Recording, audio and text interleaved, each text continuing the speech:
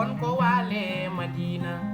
lay lay la la wonko wale Madina ita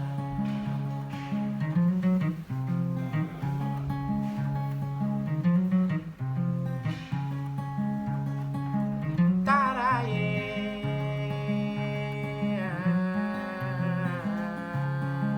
tara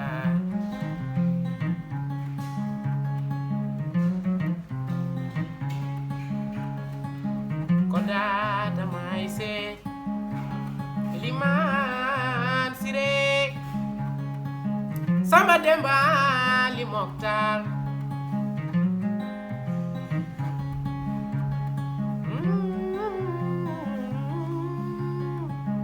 Oumar wigo Allah tan woni goto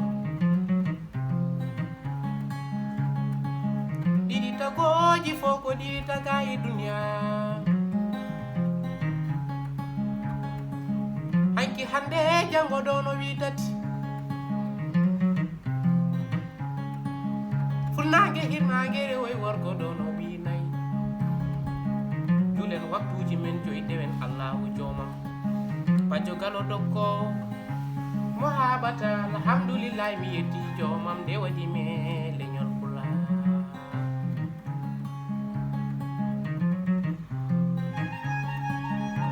gando wale Madina lay lay la la gando wale Madina ceerno Basiru Muntaga ɗa ha Cheikh Oumar Fouta ko ceerno to ceerno men Hamidou Yero Ban jiɗɗo ɗum kortinɗo ɗum battorɗo ɗum ha woni gongre gonga ay mi wima so yimɓe mbiya poton kundaɗa waɗanade perɗaɗa guuɗo jureɗaɗa mayɗo yimɓe poti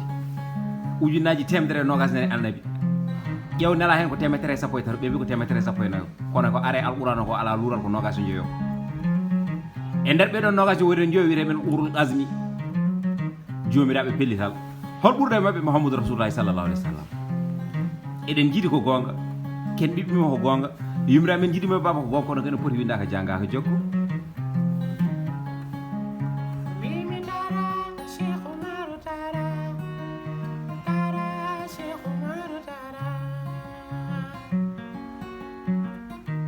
Oumar aɗen mo kucciɗɗa ɗo o woni ceerno Hamidou Yero Ban o ko dokkaɗo koolaɗo kormaɗo yiɗi Pulaagu wottori Pulaagu te kala ko Pulaagu noddum ene heeɓi ene heɓli ala ko woni fartange mum e tuyo mum e muuyo mum e eɓɓo mum e pandale mum so wona yo Pulaagu ɓamto yo Pulaagu yaaru yeeso kono noon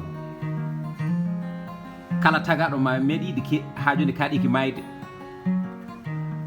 ko ɗum tagi noon omo faami ko fodore adi tagore moni kala teɗanto manore sen yiɗi hebde jalore ɗo mo jikki koko gasata mo jibbi koko gasata ala ko gasata sowona laamu gueno sa nani Seykou Oumar koɗaɗa masi en man Siré Samba Demba Ali Moutar ɓutolat haale joom hoore mondo ronake mbandu ñaamo e kurus oɓe mbiyata nane taltali Samba Dianguita daɗiɓe kanko woni koɗo subaka joom wuuro nangue hoore kellaw haala mumen no haala e cikka wonɗo wuuri duuɓi limtinidinde ala ko ñam golluji pawediɗi wonno hande noon so tawi mayɓe ne ƴewto e wuurɓe ronoɓe dañama de eyyi kanko koye ronoɓe o jeeyati jokku tara Cheikh Oumar tara tara Cheikh Oumar tara sada mono jamaro sada ñago dokko rokumay tara Cheikh tara aɗa andi fulɓe mbi tara Cheikh Oumar tara ko temetati ndeni leñol doniɗo defte temedere e jilluɗo lelele temedere e joom duuɓi temedere doniɗo defte temedere o on ari ɓe dow kamɓe ha joni ɓe to temeɗɗiɗo woni doniɗo gandal o jilliɗo leyɗele temedere omo jogui gandal ne tawno so tawi fulɓe ne kewiɗo ɗangal sa heɓani hen jawdi keɓa hen gandal sa ari ɗo joni tigui rigui ha joni e ngal ɗo leegal sa ummima ngal ɗo leegal a fayi leegal Medina ma ko tawɗa toon ala ga hen ɗon ko gandal woni ɗon joom duuɓi temedere o on komo gandanɗa hoorema tigui rigui wonti wanantere guuriki dande ma so hani kirani yaw mo wuuri e nder oɗon tuma ɗum noon haysino so tawi jita natti wodde ko wonno ɗiɗi wonti tati ko redduno serti e nder oɗon tuma kono noon so tawi omo wonde hakkille makko so tawi wonda jogori afde da hen huɓere so tawi wona yanande wotere wonnode ɗon ko dokkaɗo kolaɗo kormaɗo wona noon o wima wonde ya reeno nokku kadia o ɗum nako gandal wadde noon ko gandal kañum tawata tigui rigui winde watta ɗo étude uji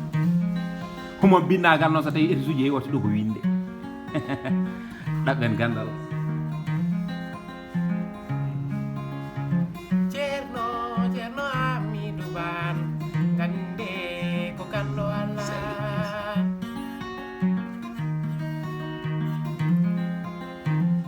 bimi ceerno Amidou Ban bimi gande on ko gando Allah tanum juntel jabali nango feyna mabo noɗo garaji fello watta ɗum gude cañaɗe mabo noɗo ɓakke watta ɗum looɗe tigui anoni bata bate babon bata bate ay mi wima guel he jibdor koye ceeɓi ɗum so ya yori watta yuude tigui yu ceerno Basiru Muntaka gande on ko gando Allah ine selli ɗum sumatama joom Safina FM 98.2 laana malal ceerno Cheikh Oumar Basiru Muntaka daha ko gando Allah rendine sukaɓe ngam wasde ɗumen moɗede pina janane ngam wasde moɗede tigui rigui ha joni e ɗemɗe janane uddide tigui rigui ha joni kono wiye daara sukaɓe ne jangga ene nehe hen taw ha joni ɗomɗani keyɗani ne hande so wiyanɗa seydi Ban